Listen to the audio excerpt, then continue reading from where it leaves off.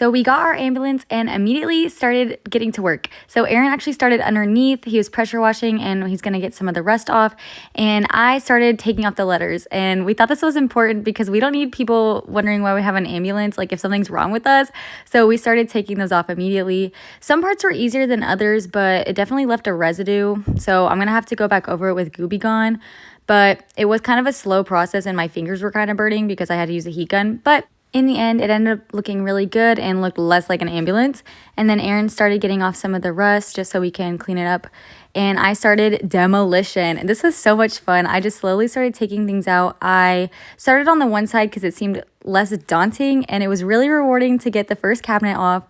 And then I also took some of the stretcher hardware out of the floor.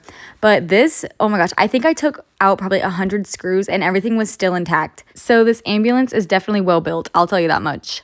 But yeah, so then I checked up on Aaron and he was doing good, just sanding away underneath. And then I went back to demolition and it was nice to start seeing actual pieces of the back wall exposed. And then also, side note, I took out this air filter. Look at how nasty that is. Like, it was really gross. I had to put on my mask because I was not about to breathe that in. They did not take the recommendation of changing it every 3 months, but whatever, that's out now. And then I just kept going. Started taking out the lights, and that was fun. I thought I was going to get electrocuted, but like, that's not how it works. So I didn't, but it uncovered a whole new electrical area, and I'm happy I'm not working on that because that's Aaron's job. And then we took down our first wall. I needed help with that. And oh my gosh, like you can actually see the insulation.